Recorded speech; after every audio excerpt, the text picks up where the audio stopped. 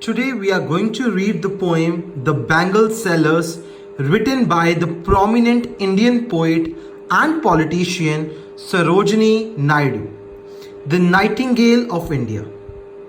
Those who are well versed with the history may already know her importance in India's freedom, as she played very imperative role with Gandhiji in Salt Satyagraha and Quit India movement. She even became the first woman governor. Her birthday is celebrated as Women's Day. The Bangle Sellers is a poem exploring the life of Indian women, the Indian culture and traditions revolving around women. In most of her poems, Sarojini Naidu writes on the theme of Indian culture and people. Her poems are focused on Indian settings, and this poem makes no exception. Before starting with the stanzas, let us discuss the background of the poem. The poem revolves around the bangles, which is an important ornament for embellishment of women in India.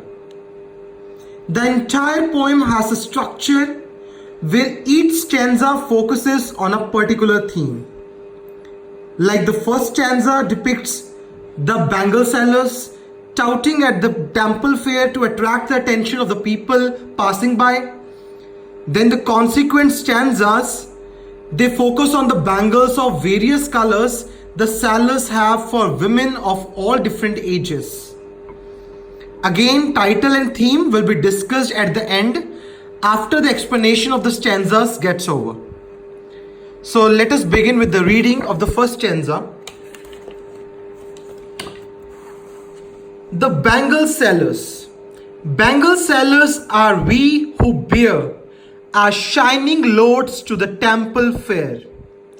Who will buy these delicate, bright, rainbow-tinted circles of light? Lustrous tokens of radiant lives for happy daughters and happy wives. The poem begins with the speakers introducing themselves as the bangle sellers who sell their articles at the temple fair. They call out to the people to buy their bangles. These hawkers describe their bangles as soft, shining, with multicolored shades, which is expressed beautifully through the expression rainbow tinted circles of light. It is important to note here that though the speakers of the poem are several, it appears as if there is a single speaker.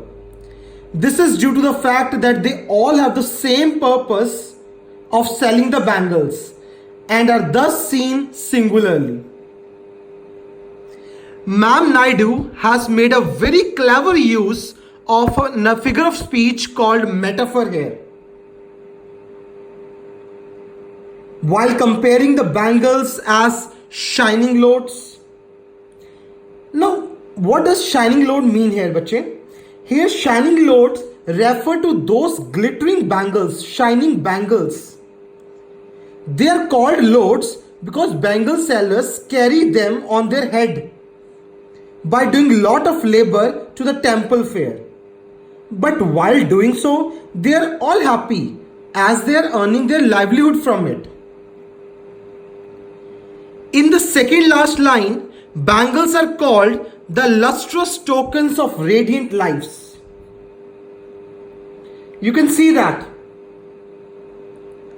It shows us the Indianness of the poem, where bangles are bought on special occasions and are associated with happiness and prosperity.